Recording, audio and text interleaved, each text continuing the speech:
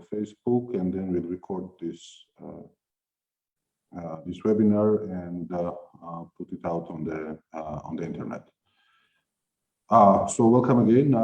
Thanks to our distinguished speakers for joining us. We will have two speakers today.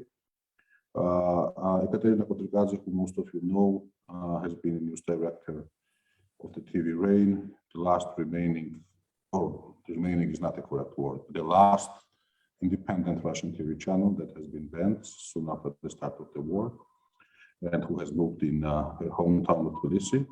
And we have Rihards Bambals from Latvia, who is one of the leaders of the Latvian government Stratcom, and he will talk about what are the main trends in the Russian propaganda, because Latvia, obviously, as many other countries, monitor the Russian TV and their main propaganda items. But also he will talk about how Latvia is trying to counter the Russian propaganda. But let me start with Katya, because she has been sort of on the front of this battle, or unfortunately on the receiving side of the battle on the Russian propaganda, because I was, when she and her husband were still in Moscow, I could read their posts that they were under the constant attack, threats, insults, and finally they had to leave. But my question to you, Katya, is how did it happen after all that 140 million people of Russia, and of course we all know that the public opinion polls there are not very reliable, but the trends are there, 83% according to the one poll, 76% according to the other. Suddenly these people are supporting the war against their closest neighbors and probably closest friends just a few years ago. How did it happen? What happened to these people? How did they lose their ability to tell truth from the lies and then good from evil? Well, this is the process, right? You cannot, well, first of all, thank you so much. I have forgotten this part. Thank you so much for the invitation, and I'm really happy to be here with you. And thank you, Shota. Well, you cannot say that there is one answer, one simple answer for your question. This is a very important question, and the historians will think about that after years and years of this terrible crime that we're witnessing right now in Ukraine, and this terrible crime that we're witnessing right now in Russia. By the way, right now, my friend and colleague Vladimir Karamurza is detained for 15 days in Russia, just because nothing. I mean, there is no explanation, no law for being detained in his case, and no reasons, right? But this is what is happening, and there are a number of things that we need to consider when we try to analyze what's going on with the opinion of people in Russia. First is that propaganda is really strong. We were fighting the propaganda, we are still fighting the propaganda, and we will, but we need to understand and acknowledge that it is strong. Ukrainian war has started not yesterday and not on February 24th. It has started in 2014 after annexation of Crimea and then invasion of Ukraine in Donbas. And after that, you remember how many words have been said on air in Russia, like junta, remember this Ukrafasciste, Nazis in the government, and so on and so forth. So many times Russian audience was hearing this narrative about Nazis in Kiev, and they just got used to it, that this is like a common knowledge that Nazis are in Kiev. So the opinion of millions of Russians was prepared to the situation that we are witnessing right now. Opinion of Russians was prepared to the war against this huge problem, huge threat that was coming to Moscow in propaganda's like wording, right? Second thing is that there is a huge fear in Russia right now.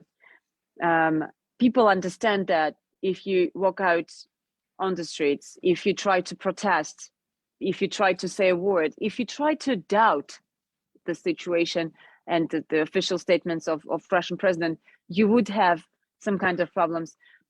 There are, a lot of things to remember about as well. I think that the history of Soviet Union, the history of repressions, this terrible years, 70 years spent by millions of Russians who are still alive, and even millions of Russians who were born after Soviet Union.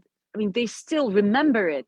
There is something in genes of Russians. They remember that they may be punishment for the protest. There may be punishment for anything you say, which goes beyond the official narrative. So that's why yesterday, Shota, I was at the concert in Tbilisi.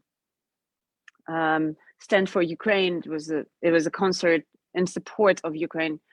It was amazing. It was just genius. Ekaterine, the very well-known, famous musician, Georgian musician, and others, Nino Kotamadze, Jamal. I mean, it was just amazing. But still, there was a woman, I don't remember her name, Masha something, Ukrainian blogger, and she had a statement, a very strong statement, and she had a loud statement saying particularly that Ukrainians are better than Russians because Ukrainians are protesting in the streets when they don't like something. Ukrainians change their government when they don't like something. Ukrainians don't steal things in other countries. They don't invade, and so forth and so forth. And she said Russians, it's in Russian blood to steal and to invade, and it was, I mean, come on, this is not what we are fighting. The journalists, real politicians, the people who fight for Ukraine and who fight for Russia right now, they don't want to hear things like that. This is not true. This is not true. I just want us and all of us to understand that there is not a whole Russia, not 140 million people that trust what they are told, but they are scared, and this is very important to understand. I'm sorry for this long speech. Well, I understand. I think you're talking about Masha Ekaterine, the Ukrainian blogger, but the Ukrainians now are not do not have to be the independent neutral observers. They just say things that they themselves observe, and we have to accept that. I mean, this, of course, no nation has theft in the genes. It's not scientific, but when Ukrainians say what they see, probably can't criticize them too much for that. But one more no, question. I'm not saying that, Shota. I'm sorry. I'm not saying that. Well, that she is she's a populist or something, but maybe she is a populist. But it's not about that. I understand the feelings of people in Ukraine, and I was crying all night yesterday again, like all of us, because of things that we see, that we read, because of this pain that Ukrainians are in right now. But I was just thinking about the narrative. You don't need to judge all 40 million people in Russian Federation. You cannot say something about what is in their blood, right? I mean, come on. This is not what Ukraine is fighting for. Ukraine is fighting for Western values, and you cannot judge everyone by the behavior of thousands, maybe 100,000, but not everyone, right? This is what I just want to avoid the hatred, right, against the whole nation, in spite of the fact that you want to do that. I mean, it's so natural, but it's important for us to stay civilized. That's it. That's what I wanted to say. No, I understand. The hate is never good, but after what happened in Ukraine, I doubt that this hate will go away for decades, if not centuries. And that's a bad thing to happen, but who brought it upon himself and his nation, and this were not Ukrainians. One more question, Katya, and I'll go to Richard. Now we have what, tens of thousands of Russians in Tbilisi. And in Tbilisi, you can protest, you can demonstrate, you can have access to all kinds of media, all kind of information. Since you interact with many of these, what do you think is their thinking about the war? What is their attitude towards the war? Is it different from those of Russians who are here, right? Russians who recently moved here, not the Georgia's historic Russian population that is completely Georgianized, I think, and there is no difference between the Georgian citizens of Georgian and Russian last names. But I'm talking about those people. We have probably tens of thousands from Russia and Belarus that have the Russians have started to come 2 years ago, and the Russians obviously mostly since the start of the war. What do you think is their attitude? Well, they are against the war. Of course, we need to separate the people who arrived like us and who were under obvious threat in Russia, and I mean this is different. A lot of these people are here because of economical, financial reasons. Of course, this is true. We understand that. I mean, a lot of these people, thousands of them, they ran away because they understood that there was no future for them and their children in Russia because of sanctions, because of isolation, because of a lot of obstacles that they were facing, and they understood that on time. But it's not only that. I mean, if they run away, then, and they say this, they don't support Vladimir Putin's actions. I know several families who are not connected with journalism or political activities or something like that. They are here because of just common comfort that they cannot find in Russia anymore. They are, very actively, even aggressively against this war, and they feel guilty. They feel that they need to support Ukrainians.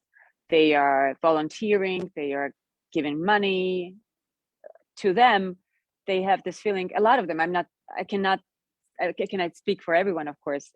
This is not a right thing to do for a journalist and for a sociologist, but my personal attitude, my personal my personal view on these people is that they feel some kind of embarrassment because of what's happening, and they can see that they are partially maybe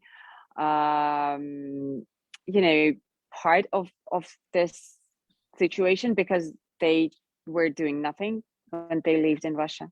They did not actively protest. They did not try to change their country. They thought that they could be not politicized, right? That this idea about being aside, about living your normal life and not being involved, this idea was always a big mistake, always has been a big mistake. But still millions of Russians thought that this was the best way to do, best way to live. And now they understand that they were wrong. So they feel this kind of a, embarrassment, this kind of confusion, and they're trying to do whatever they can since they are in Tbilisi to support Ukraine and to be a part of Georgian society. It's not easy for them as well, Shota, because, this thing, there are people who tell them, well, you are Russian. Sorry, we don't communicate. But this is something that we need to understand. It's gonna stop eventually, I'm sure.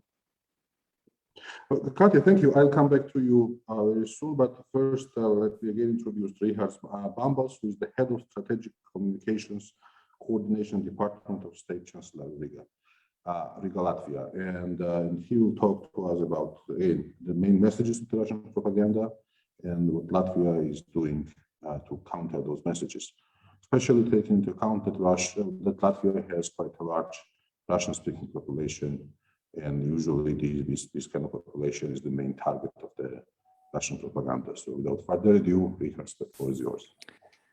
Thank you so much, Shota, and thank you for inviting me and having me here tonight.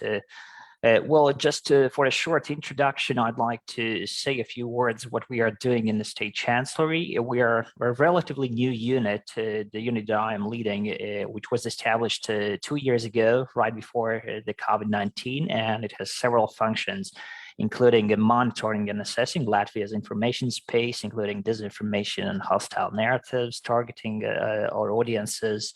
Also, we are coordinating messaging across different governmental institutions, and also we are the point of contact for cooperation with social media tech platforms. We are the official point of contact. And of course, we're also doing regular opinion polls and research and campaigns and communication activities to strengthen resilience of our societies against disinformation and to strengthen people's sense of belonging to the state of Latvia. So what we've seen since the February 24 in particular, but I would like to also join what was said before, that the war, of course, has started for 8 years already. It didn't start only in February this year, but we've seen that disinformation and warfare on the information front line has been an integral part of Putin's unprovoked and brutal war against Ukraine and all civilized Western world. And my unit within the center of the government of Latvia has monitored Latvian information space 24/7 over the past 7 weeks, and our reports, even though they are classified, they go to all levels of governance, from the president's chancellery to the prime minister's office to line ministers to the ministries, state secretaries, and so on and so forth. And what we've seen in the past 7 weeks is that in Latvian information space, of course, it hasn't been much different from countries across the region with whom we are in regular contact. And I'm talking here about the same narratives being spread also in other Baltic states and other Central European countries. And if we look at the initial phases of the war, then the main disinformation narratives were aligned with the messaging already included in that original Putin's address to the nation and the world, in which he made such claims as denying the use of war and calling it a military operation, as we all know it, to make it sound more legitimate and smaller in scale than it was in reality. In the same way, from early stages of the war, we saw it deny the claims that Russians are deliberately targeting civilians. We saw that when the first wave of civilian casualties started to arrive, and when they started to argue that it is actually Ukrainians who are fighting each other, that there are no Russian troops present in the spaces where civilian casualties are reported. And similarly, we also heard the very often used false claims that Ukraine implemented genocide for 8 years in Donbass and Luhansk, that Ukraine is led by neo-Nazis, that Ukraine has biological, chemical, or even nuclear weapons, and hence Russia's goal is to demilitarize Ukraine or to denazify it. And also, of course, whataboutism was used in the early stages of the war quite a lot, asking the question, what did the West do in the Western Balkans? What did the West do in Afghanistan? Trying to take away the attention from Ukraine and blame the Western countries as well. Later, actually, from the week 3 of the war and so on and so forth, the messaging became more tailored and started to focus on denigrating the Ukrainian war refugees who arrived in our countries, including Latvia. They included such claims such as the use of Ukrainian flag in public spaces is dishonoring Latvian flag, that Ukrainians who arrive here in Latvia have more economic benefits than the local inhabitants, that Ukrainians can more freely use their language, while Latvia's Russian speakers are suffering because Latvia has only one state official language for years, and that Ukrainians are ungrateful and easily offended. And we saw that those messaging became more tailored and not just targeting Russian speakers, but different messaging for different audiences. Latvians this, Russian speakers that, and then for based on the ethnic and language or economic divisions that they tailor the messaging. What we've been doing from the Latvian government side so far is that, and this is important to start with, is that during a crisis and during a war like this, One works with all tools and networks and connections that have been established before the war, right? So one does not start building tanks or anti-missile defenses when the enemy is rolling his tanks over your borders. And similar situation is in the information sphere. And in the information war, important are all strategies, elements, and arsenal developed already before the crisis, before the war strikes. So Latvia has been building a strategy on a whole of government and whole of society approach and a concept of state and societal resilience. In other words, it means that in my domain, in the strategic communications, I regard every civil servant working for the government and public institution as a communicator. Whenever he or she communicates to his or her family and friends, they spread the word and they serve as the most trusted sources of information. So similarly, every citizen should realize that he is Latvia and there is no artificial division between the state and the society. And our approach to information security challenges has been built on 3 pillars. Pillar 1, effective, timely, coordinated strategic communication between the state institutions and wider society. Second, independent but responsible media ecosystem. And third is the societal resilience against disinformation and foreign interference, which includes media and information literacy. And let me elaborate a bit more on each of the 3 pillars and what we've been doing on them. So on the first pillar, effective communication from the state. From day one, from 24th February, we've been doing coherent messaging with several core messages, including calling it unprovoked Putin's war of choice instead of military operation, as he would like to call it, and condemning it in all possible ways. And also, of course, we've been stressing the unity between the Western states and institutions, especially the European Union and NATO.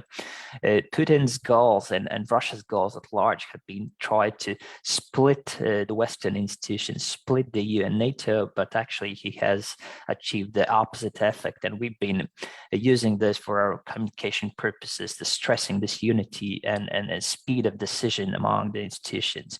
We are also, of course, for us, it was important to avoid risks of polarization within Latvian society, because Latvia, as you know very well, Latvia has the largest share of Russian speakers among the all European Union countries. So 1/3 of the population is Russian speakers, 1/4 of them ethnic Russians.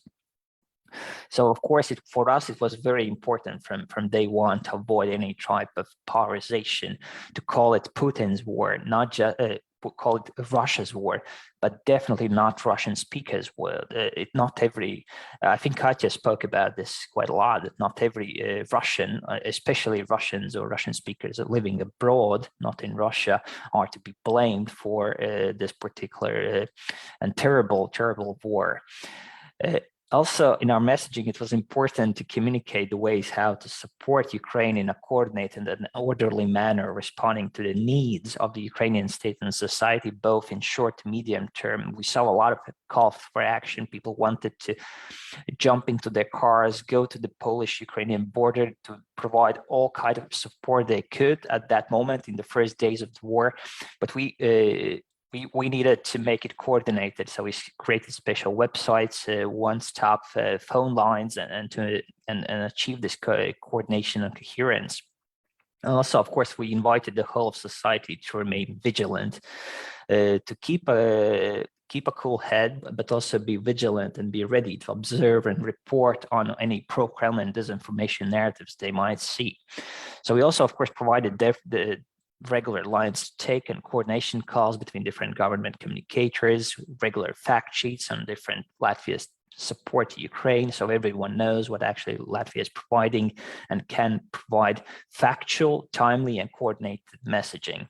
And of course, daily information space monitoring, as I mentioned earlier. On the second pillar, the media environment, I must stress that Latvian journalists, Latvian media have reacted very responsible, very organized, very in a very factual reporting from first of days of the war, and we really applaud their efforts. But also from the first days of the war, Latvian national media regulator, National Electronic Mass Media Council, took decisions to restrict and ban the transmission of all Kremlin's TV channels in Latvia. So we see that already up until 1st of March, we had 9 different TV channels restricted this year alone. And then from mid-March, from 7th of March, additional 18 channels were banned due to different reasons, but mostly, of course, because of the ownership of the channels belonging to the sanctioned people, but also use of different war rhetoric and rhetoric against Latvian national law. Plus, from mid-March, Excuse me, let me ask you a question, because this topic is also very important here. This decision to turn off the TV channel is a usually difficult one, and especially in a country like Georgia, where it's the government who makes decisions, and governments usually like to go after the critical voices and use the opportunity. So, do you have any strict criteria on how you take off the TV channel?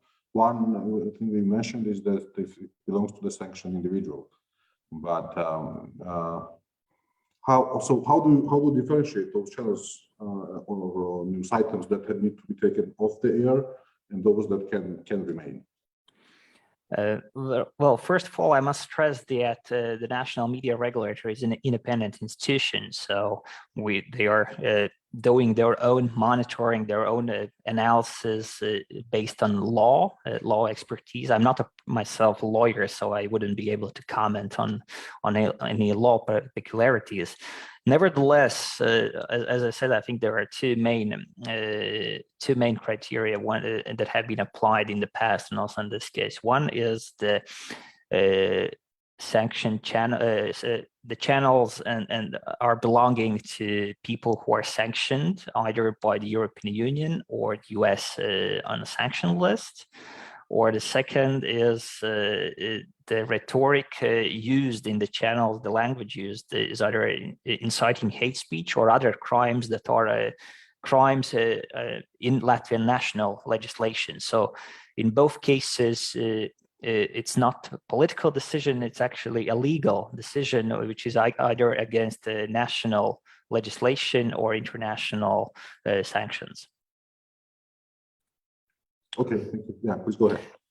And to continue on where I left before on the third pillar, which is also of course very important, is the societal pillar and a societal resilience pillar, which has been also tremendous since day one of the war. We did our own opinion polls, polling our society in early March, second week of the war, and to see how disinformation narratives are finding, whether they are finding fertile ground, and how coherent, how united, how mobilized is our society. And we actually saw that it's actually quite mobilized already from first days of war. We saw that 68% thought that Putin or Russia caused the war. 78% did not support Putin or his allies' attack on Ukraine, and 3/4 or 75% supported the Ukraine's fight for independence and also supported taking in war refugees in Latvia. On top of that, also over half of all our polled people supported actually Ukraine's accession to the European Union and NATO. So yes, there were some differences between Latvians and Russian speakers, but not that big and not on all questions.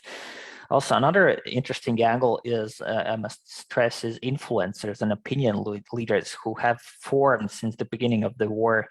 Most of those people were unknown to the public. They were either lifetime bloggers or they were not even blogging at all. But they just felt this need from the first days of war to create either Instagram accounts or YouTube channels or other sources and start talking about the war. And we saw that their popularity and demand for the information that they could provide as either as a political scientist, either as a radiation expert, either as an international warfare experts, their interest in their products grew rapidly from 0 to over 30,000 followers in matters of weeks. And we actually saw this trend that people wanted to get involved, and people also wanted to get information, not just from traditional media, not just from the government, but also from their peers in the society. And we saw also this is an interesting trend to follow. And of course, yes, there remains more to be done on the area of to strengthen media and information literacy. We see that 2/3 of this society think that they can distinguish themselves factual information about the current war events from fiction, from disinformation. Of course, there is 1/3 with whom we still have to work in the future to strengthen and make it closer to 100%, if not all 100. But yes, all three pillars are equally important in our governmental efforts. So effective comes from the state, healthy, independent, but also responsible media environment, media ecosystem, and the third pillar is maybe even the most important one, the societal resilience against disinformation. And this is a process. It's a never-ended process, but this is something we have to invest even more heavily. We see that the war is not going to disappear tomorrow or day after tomorrow. It's maybe something that, and Russia as our neighbor is something that we will have to live for a very long time, and we have to take this level particularly seriously and invest even more heavily in the societal level in all kinds of media and information literacy, so that people can be equipped with all necessary skills and capacities to live in such environment, in such challenging and disputed environment where the information war might continue even after the physical actual war might reach a lower level of intensity eventually, hopefully. Okay, thanks, Rihards. Let me go back to Katya. And by the way, dear audience, you can ask the questions. There is this function of Q&A just below your screens, and you can type in questions that you want. But Katya, my question to you is this: how do you reach the Russian audience now? Mm-hmm. Because, well, it's gone. Radio Echo Moscow is gone. TV Rain is gone. I guess most of the foreign broadcasting there is gone too. Absolutely. Facebook is gone. Instagram is gone. What remains? YouTube. YouTube is there, and also Telegram is there, and you can see how it's partially funny and ironic, because well, there were so many people on Instagram, including people from the government, people connected with the government, included, for example, Tina Kandelaki, that you perfectly know, or Margarita Simonyan. Both of these women support very actively, aggressively Russian government and Vladimir Putin, and they were on the stage at this, big rally in support of the war in Ukraine recently, just a month ago or something. They were very, they had a huge profit from Instagram, and on Instagram, Tina was selling her patches and her something, I don't remember, creams or what she sells. Anyways, on Instagram herself mainly. So these people have lost their profit as well when the government has shut down Instagram and Facebook, mainly Instagram. But then they found a way to open the channels on Telegram, and I need to admit that this is what we did as well. So there are just few ways for independent journalists to reach the audience. Not many. But still we have YouTube, which is very important, but I'm sure that it's going to be blocked, banned, destroyed eventually. I'm not sure when exactly, but it's going to happen because it's too big and it's too important and it's too influential. Only TV Rain had like 3 million subscribers. And when the war has started, we had 25 million views daily after 24th of February. And when TV Rain was shut down, me and Tikhon Zitko, the editor-in-chief of TV Rain, and simultaneously my husband, we have opened our own channel on YouTube. And after 2 or 3 streams, after 2 streams, we had 160,000 subscribers. It's like 170,000 subscribers so far, as I understand, and it's not even a month. And Rihards has mentioned the interest of the audience. It is gigantic, I would say. It's enormous. People want to get the information. People are in need, and they even beg for information. So I have my own Telegram channel where I put my thoughts and news that I think are important. I try to analyze the things that are happening. Tikhon has also his own Telegram channel. My colleagues from TV Rain, most of them have their own Telegram channels, and most of the faces of TV Rain have their own channels on YouTube. You would ask, what happens when YouTube is blocked and when Telegram is blocked? Well, eventually it may happen, and I'm sure about YouTube, as I've already said, there are still VPN services, there are still special programs which help Russian citizens to reach the information they are looking for. And there is one hope that I'm trying to be optimistic in spite of the fact that and all of us, we are exhausted, and every day it happens terrible crimes and terrible history. We're witnessing the horror right now in Ukraine, and it's really hard to say when it stops, and will it be only Ukraine or anything else. And I'm pretty much sure that Ukrainians are defending all of us right now, Georgians, Latvians, Estonians, all of us are defended right now by Ukrainians. And thanks, big thanks to Ukrainian. And still, I want to be optimistic in one thing. I know that Vladimir Putin, and all of us know that Vladimir Putin doesn't use internet. He doesn't have a smartphone. He doesn't go online, and that's why he has a very bad connection with the reality.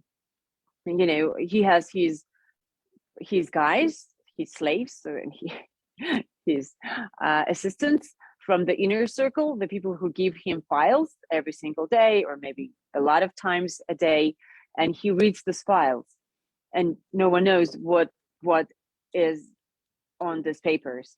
So maybe there is an information that Vladimir Putin, wants to see, or his assistants, want him to see. So the connection with the reality is not perfect, and that's why this is one of the reasons he is losing in Ukraine.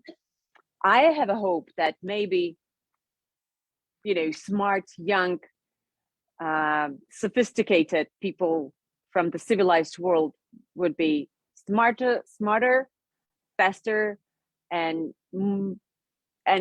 more sufficient. They will give us some tools to be ahead of Vladimir Putin, ahead of these repressions, online at least. And I have a hope that maybe in this global network of billions of people, we will get a fight with him, and we will win. This is what I'm dreaming about. Let's see. And maybe after that, we will win the big fight on the ground. Well, or the other way around, we might win the big fight online if we win the big fight on the ground. Yes. Because right now the Russians think that they are winning, right? Or Putin's supporters and Putin himself thinks that they are winning. And I'm not sure. I'm not sure, Shota, about that. I mean, never trust him, right? And you know that no one should trust ever a word that Vladimir Putin is saying. He was saying that he would not take Crimea, and he did. He would say that he would not invade Ukraine, and he did it. He was saying that there were no Russians in Donbas, and there were Russians in Donbas. I mean, every single word he says is a fake. The only thing that I trust is when he tries to believe himself in this theory of history that he was constructing during these years about Ukraine and its state. I think that he truly believes that Ukraine does not exist as a state. I think he truly believes that Ukraine should be a part of Russia, that Ukraine historically is a younger brother of Russian Federation, of Big Mother Russia, and that Vladimir Putin, like a huge bogatyr of Russia, would bring back Ukraine under his wing. He thinks that this is his mission, and this is what he thinks would be written in history books. Well, he is wrong. And, as Ottaro Ioseliani, a famous Georgian director, told me a couple of weeks ago, he said Vladimir Putin would be the second after Adolf Hitler. Unfortunately, this is what we're witnessing right now. And yes, eventually we will win in this fight.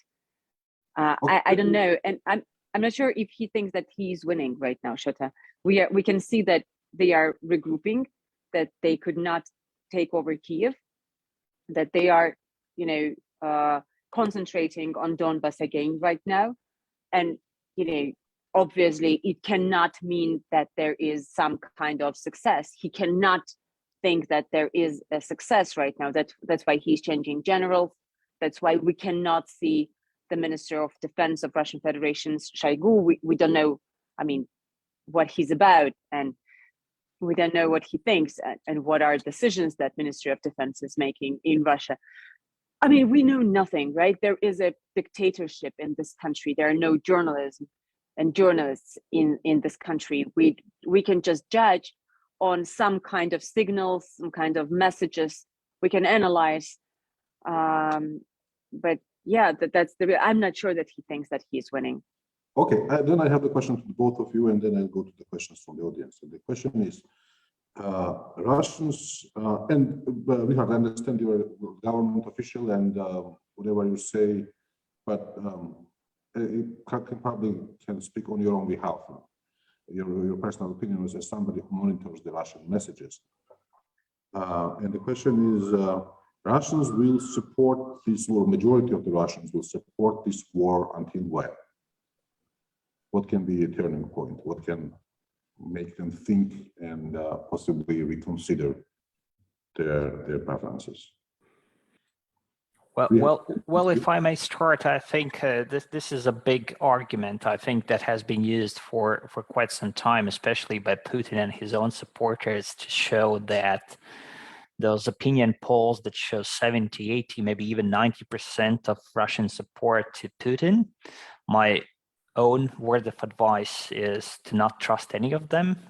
I personally do not trust any wartime polling, especially in countries that are waging war against others, but especially in Russia, which is used for different propaganda and disinformation purposes to show that there is a big support behind him, even though we don't know how big is the support. I think the honest answer is we don't know. But it's definitely not as big as, at least to our feeling, to our calculations, as you'd like to think us to be. At the same time, I think, as I said, the war will be for quite some time. I think some analysts, some political scientists are making comparisons with Western Berlin, that we in the Baltics, we are now living in Western Berlin type of environment, comparing this to the Cold War. I'm personally comparing us more to Seoul, to South Korea. We are bracing for long life, maybe next to new North Korea type of environment, and the this new Iron Curtain, so to say, goes next to European Union and NATO borders. We are having an Iron Curtain now, and new Iron Curtain, if we wish, and this might last for some time. This is our estimate, and we are bracing for this life and preparing for this in all kind of fronts. On economic front, we are talking and taking decisions at governmental level of completely cutting off from Russian energy market, building our own LNG gas terminals. We are breaking away, as I said, from the Russian information space, from those TV channels. We are completely reorienting, I think, all kinds of ways of lifestyles in all areas. We're building up a military significantly. We just announced recently to increase from currently a bit above 2% from GDP expenditure for defense to reach 2.5 in the next 3 years. So of course we are living with within the European Union, within the NATO, within the defense guarantees in Article 5, but we're also, of course, taking our own commitments to security and defense seriously. So we are reorienting completely, I believe, our life now, living in a neighborhood to a bully, which is becoming closer and closer to North Korea from day to day. And your answer to that, Latvia's answer to that is basically seal off, right? Cut off the communications, cut off the energy dependence, cut off travel, cut off everything that we cut off to be as isolated and, from Russia as possible. Well, yes, but at the same time, isolation is not just a self-purpose. Isolation and sanctions have a purpose to stop the war in the first place, right? But we are realistic about this. At the same time, we are offering a refuge, so to say, for Russian journalists, Russian media who are fleeing Russia. You know, for quite some years, outlets as Medusa and others who have found a new home in Riga, in Latvia, and we will continue, of course, supporting Russian journalists, Russian media, independent media fleeing that terrible environment and who want still to make news about Russia, who want to be in this world news cycle and reporting about Russia to Russian audiences, to Russian-speaking audiences. We're not completely cutting off, but yes, in many domains we are. In terms of trade, import and export, you're trying to bring them to the bare minimum or completely cut it off? Well, I would say that Latvian economy was quite reoriented already 8 years ago after Crimea. So dependency has been decreasing already from year to year over the past 8 years. Maybe the energy is the one where we had the biggest dependency, but also that is changing rapidly, and decisions. Like in many domains that in pre-war period would maybe take years, if not decades to make, now are being taken in matters of hours and days. And there's not just this external unity I mentioned earlier, but also internally among different political parties and forces, and speeding things up really in all kinds of ways. North Korea is something that we have mentioned, and this has been mentioned by many Russians, especially those that have fled Russia, that basically they fled from the possible life in North Korea. Mm-hmm. Propaganda is becoming worse and worse. Now they might put you in jail for 15 years for just disagreeing with the official line on the war. How far worse? How much worse can it get? Mm-hmm.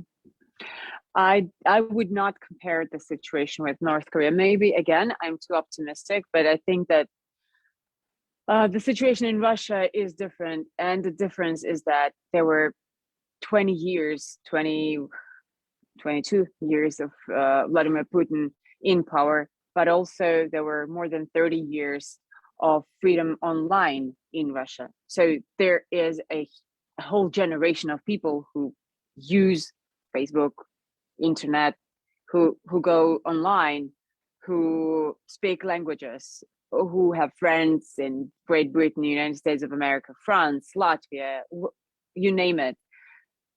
You know, it's not North Korea, because there are millions of young Russians who are used to different style of living and who would not, I don't know when, but on some stage they would not agree with the terror that is coming, right? I mean, it's already there, but the worst is yet to come, in my humble opinion. There would be terrible repressions in Russia. There would be arrests. There would be, I mean, Vladimir Putin cannot stop. The regime is already, obsessed with aggression and violence. So they're now concentrated on Ukraine, but they are still repressing people inside of Russia, and this repression level will rise, in my opinion. Again, I'm saying this. But again, it's 21st century. Russians are not in the position of people who have never seen anything besides repression and dictatorship. Russians have seen the freedom. They will fight for themselves. And I think that maybe, I'm not sure, maybe 2024 will be the year of some changes in Russia. Maybe something happens faster. Maybe something happens, I don't know, tomorrow or the day after tomorrow, which I doubt. 2024 is because this is the year of elections in Russia. And in spite of the fact that there would not be serious competitors and serious candidates besides Vladimir Putin, of course, as it usually happens in Russia, still election process always makes politics a little bit more alive, right? So I have a hope for this 2024. I have a hope that we will witness the huge awakening of Russian society, because there are, as I've told you, there are millions who are already awake, who understand what's going on, but because of different reasons cannot talk about that and cannot protest. But I think that the whole Russian society will, the big part of Russian society will fight for themselves after a couple of years maximum. Okay, let me now go to the questions from the audience. Mm-hmm. And one question from Natalia Ekaterine is that, but Katya, this is not the first war that Mr. Putin has fought. And yes. Not much protests in the previous wars. And war in Georgia might have been short, but quite brutal too. But in Aleppo was basically this whole. Well, Aleppo is different. I mean, come on, guys. Why do you think that Russians would protest because of Aleppo? Why would Russians risk themselves because of Aleppo? Russians do not risk themselves because of themselves. Come on. I mean, there's something should happen. Something more. Of course, this is obvious that the level of depression, I would say, depression is so high in Russia that there should be a very huge, a very serious impact, a huge motive for them to start doing something. And Aleppo, Syria is so far. They would never do anything because of it. When the Georgian war started, actually, there were a lot of more Russian citizens who were protesting. Remember that. We would not say, and I would not say, of course, I would not lie that the whole Russia has standed up against this war, but still there was a huge part of Russian society who was active at that period of time. And it was just 5 days of war. You remember that. Right now, the whole circumstances are different. And again, remember about this up to 15 years in jail, just because you are naming this war a war. So, it's getting worse. Yeah, I think I've answered the question. Interesting question on the latest one. So Georgia has the pro-Russian outlets now. One of the most active and most Putinist is Altenfall. And I wonder, what's your opinion? Should those TVs be banned? Are you asking me? Both of you. Well, if you don't mind, Rihards. Well, before the war started, I was against the banning of any channels, including RT, because if you remember, Altinfo is probably worse than it's the far right pro-Russian. Yeah. Oh, this is your. I know this. Yeah. Georgian thing. Well, because I'm not an expert in this concrete outlet. I would not judge. I've just heard the thoughts and analyze about this again outlet. But what I can see is that before the war has started, I was always for giving an opportunity to flourish to everyone, even to Russia Today, because just as soon as you ban something, as soon as you ban Russia Today, Russia gets the huge motive and huge talking point when they ban their own independent journalists. when Russia Today was declared a foreign agent in the United States of America, I was terribly disappointed, and I was against it because I knew that one day Maria Zakharova, official representative of Ministry of Foreign Affairs, would say they have started before us. They were the first ones to declare our network a foreign agent, and this is what she did. Then there were other bannings and shutting downs of Russian channels, of our team mainly, and always it was a perfect moment for Russia to shut down the independent media outlets, Russian and foreign. So before the war, I was thinking about giving them an opportunity to be on air. They didn't have an audience, a big audience anyways. Now I know, and I think that everything should be banned. Everything governmental, Russian, just destroy it, really. Because I think that these guys, the faces of propaganda, including like Vladimir Solovyov, Margarita Simonyan, I have already mentioned her. She's one of the biggest stars. Dmitry Kiselyov, Olga Skabeyeva, and others, the faces of Russian propaganda, they are almost as much responsible for this terrible crimes against humanity in Ukraine as Vladimir Putin and his ministers, and then people from his inner circle. I think that they need to be shut down everywhere. Everywhere. Okay, Rihards, the same question to you, but let me add a slight twist. In Georgia, like probably most of the people, they don't really know who the Solovyov is or who the Skabeyeva is. Nobody really watches the Russian TV channels. What they watch here, and what's much problematic, is the Russian-supported but Georgian language, local, again, ultra-right, pro-Russian, ultra-Orthodox, xenophobic, homophobic, this toxic mix that's there on these TV channels, like Altinfo and others. How do you treat the outlets like this, and what do you think can be the most effective method? Well, just to start with, I guess I must also say that RT has been banned for nearly 2 years in Latvia. That was already in summer 2020. And again, I must stress once more that all bans of rebroadcasting or translation in territory of Latvia have been based on a legal, purely legal, not political decisions. Again, ownership and against national legislation as being the main criteria. And that's been done by politically neutral and completely independent regulator. Having said that, I don't think we have that many outlets that are still left in Latvia.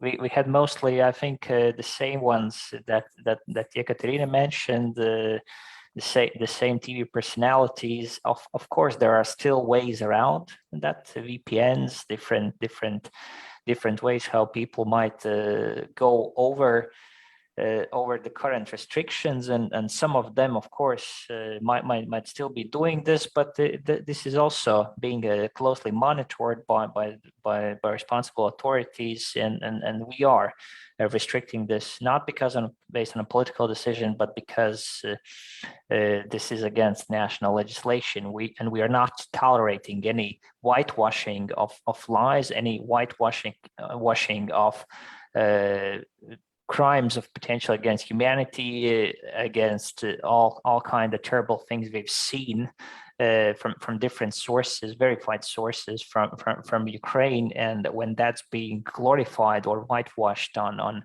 media, I don't believe those media can be called media anymore. They should be called what they really are, and they are weapons of war, and potentially their owners, and potentially the people working there and spreading those narratives should be held as accomplices in those war crimes, as we'll see in the future, potentially when they go to The Hague.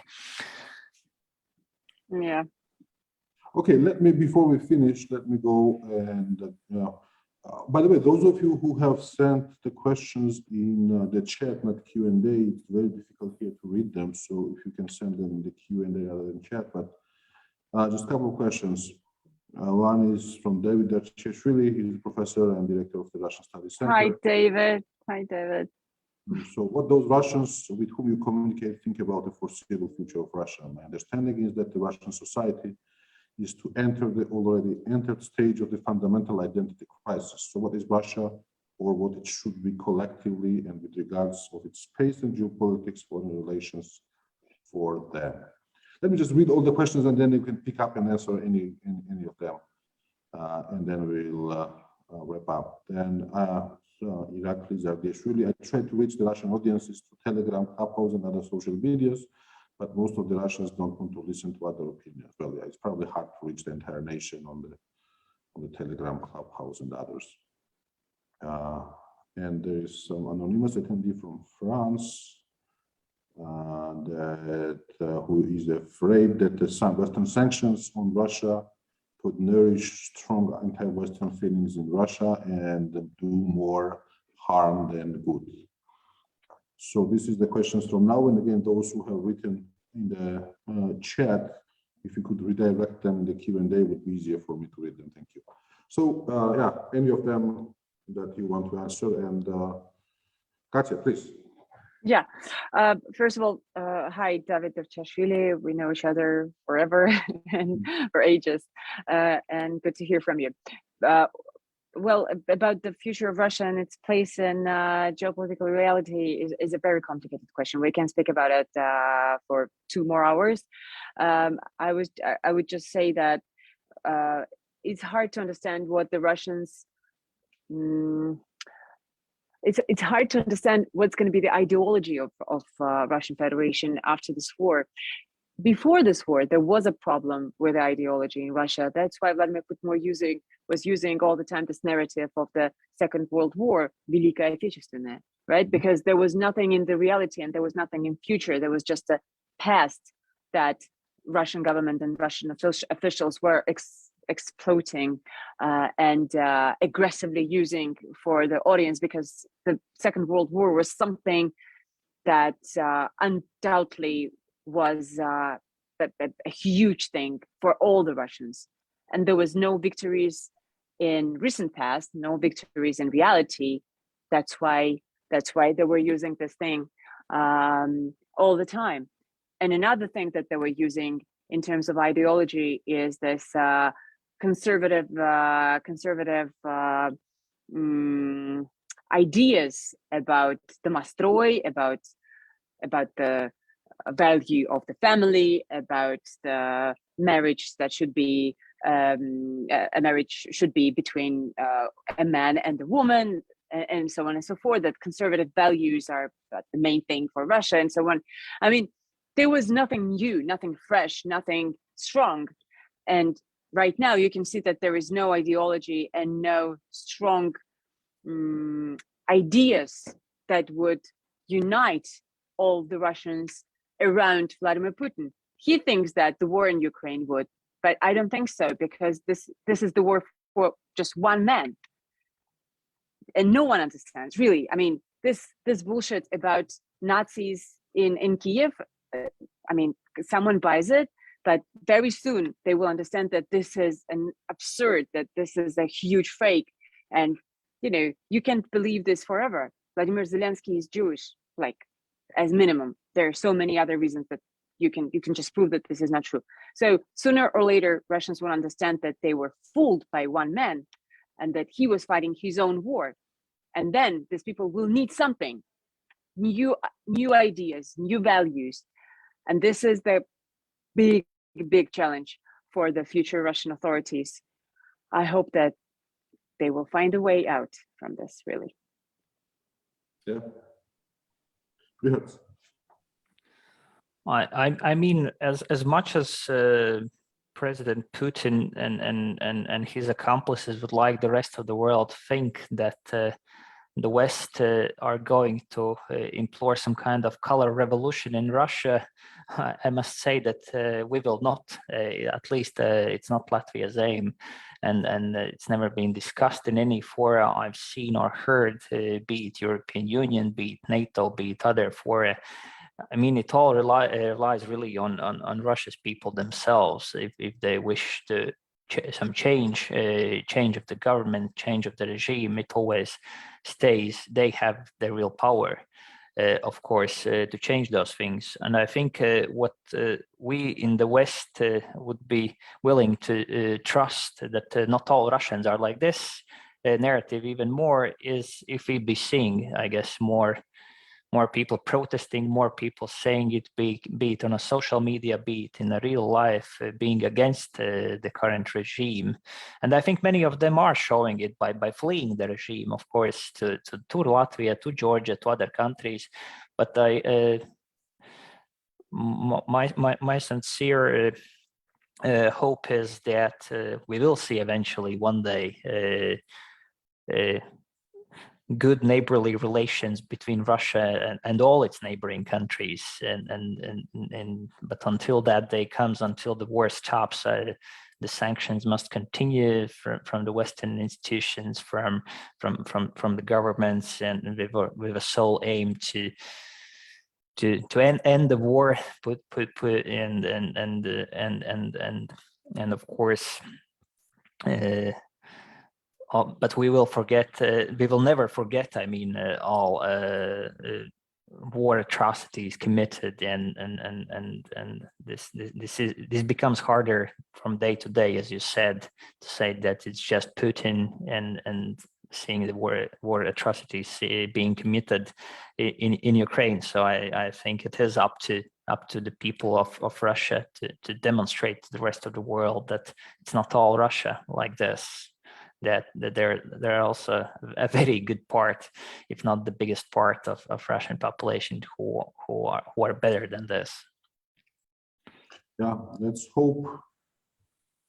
Let's hope this happens someday, and let's hope that they will protest against the war, not against the bad conduct or disastrous conduct of the war of the Russian generals.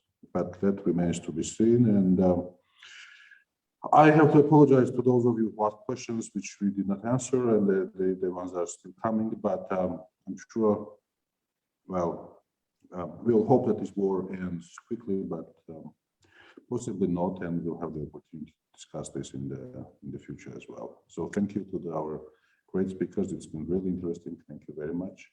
Thank you. Thanks to the audience, and goodbye. Thank you. Goodbye. Thanks a lot.